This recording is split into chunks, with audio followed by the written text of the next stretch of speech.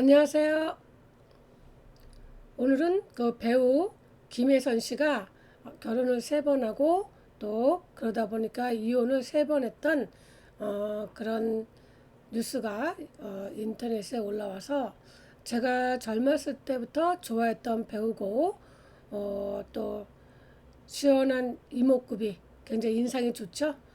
그런데 안타까운 소식을 듣고 제가 이름하고 사주를 가지고 한번 살펴보려고 합니다. 뭐 요즘에는 뭐 이혼이 큰 문제가 되는 시대도 아니고 또 뭐 연애 남편이든 외국인의 배우자 뭐 연상의 아내 참 시대가 많이 바뀌었죠.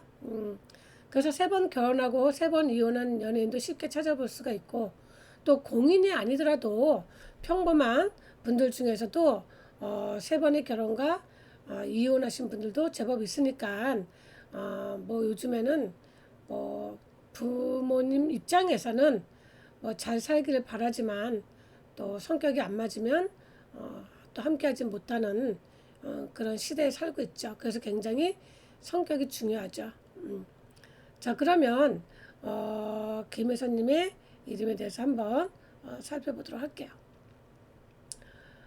자, 우리 김혜선님의 그 이름을 보면 일단 선천운에서 보면은 어때요? 남편이 없죠. 아니, 여기서는 남편이 있어요. 여기서는 남편의 의미를 뜻하는 파동수가 2개나 있죠. 그리고 선천운에서 3, 4는 없어요. 근데 이름에서는 어때요? 이름에서는 남편을 의미하는 7, 또 8. 가능성이 없죠. 우리가 이 7이나 8 이 파동수가 꼭 남편을만을 의미하고 또는 직장만을 의미하는 건 아니에요. 우리가 통변을 하다 보면은 많은 변수가 굉장히 많죠. 그런데 이제 제일 간단하게 볼 때는 남편과 또는 우리가 직업을 보죠.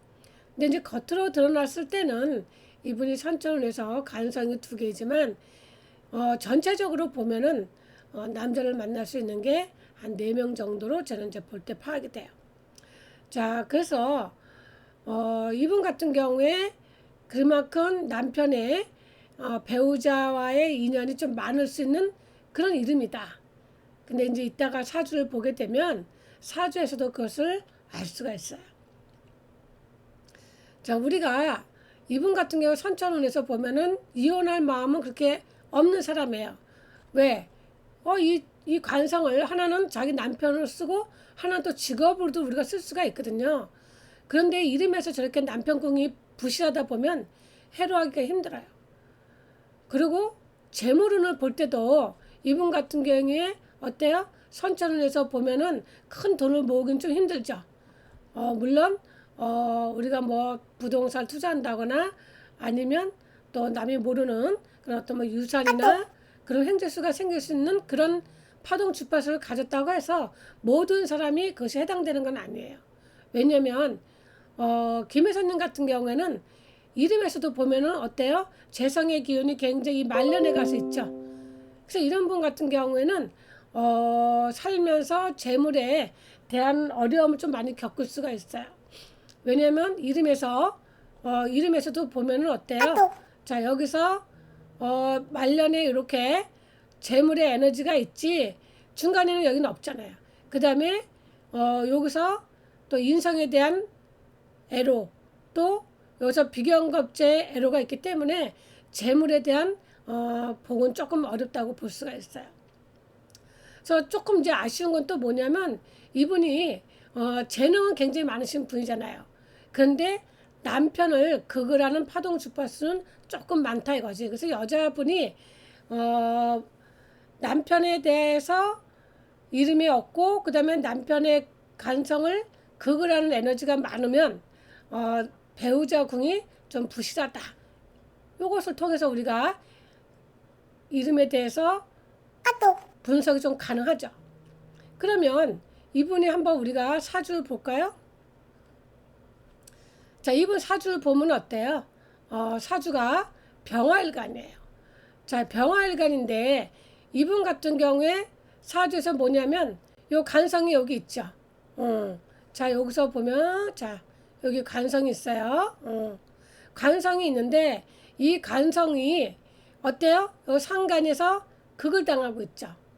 그래서 이 상간은 생지를 깔고 있지만 이 관성은 뭐예요? 병지를 깔고 앉아서 이 개수가 굉장히 약하고 또 이분이 간여지동이잖아요. 간여지동이기 때문에 이 개수의 뿌리가 굉장히 약한 거예요. 이 개수가 지지에서 만약에 해수나 자수가 있으면 이 관성이 굉장히 튼튼하죠. 근데 이분이 대운에서 어때요? 해자축 대운으로 30년 동안 관이 굉장히 좋았던 거예요. 그래서 그 남편과 이 상관이 있기 때문에 헤어질 수 있는 그런 에너지가 다분히 있음에도 남자하고 인연이 많이 있었기 때문에 결혼을 3번까지 가능했던 거죠.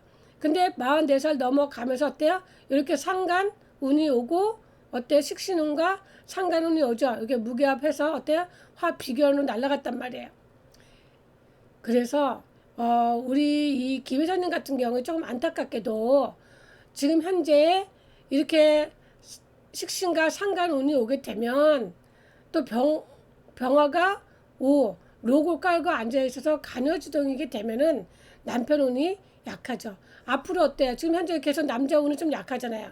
물론 여기 또 앞으로 약간 숨어있는 에너지의 가능성은 있지만 이분 같은 경우에 간여지동이기 때문에 배우자 운이 굉장히 불리하죠. 그래도 다행인 것은 뭐냐면 이분이 이 유금이 이것이 천을기인이에요. 재물에 대해서 천을기인이 몇 개나 있어요? 2개나 가지고 있죠. 어떤 분은 또 이제 이 천을기인이 1개만 있으면 좋은데 2개 있기 때문에 안 좋다 이렇게 얘기할 수도 있지만 이분 같은 경우에 보면 이 유금이 사회축 운동을 하기 때문에 연예인으로서 활동하기에는 굉장히 좋은 역할을 또 하고 있습니다. 이분 같은 경우에 이제 본인이 그런 사주와 함께 운의 흐름으로 인해서 이제 결혼이 순탄치가 않았죠. 그래서 이렇게 이제 식신운이나 이렇게 식신운이나 이렇게 상간운이 오게 되면 배우자하고 좀 떨어져 지내는 게 좋다. 예를 들어서 주말 부부로 지내던가 또는 아니면 기러기 부부로 지내든가 이렇게 하면 좋다고는 하지만 우리가 이렇게 대운에서 이렇게 사주 안에서 이렇게 식상이 있고 사주에서 바로 이렇게 관성을 극을하는 상관이 있는데 또 이렇게 대운에서 이렇게 식상이 있게 되면 참 그게 떨어져 지낸다고 하더라도 그 운을 피할 수는 없는 것 같아요.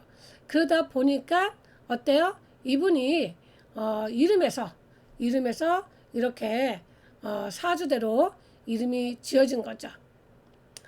이분이 만약에 다른 이름이었다고 한다면 또 다른 양상으로 나타날 수가 있어요. 그래서 우리가 사주대로 이름이 지어진다고 하는데 만약에 김혜선님이 결혼에 대해서 상담을 하러 왔다고 한다면 우리가 저렇게 식신과 상간운이 왔을 때는 결혼을 추천하지는 않죠.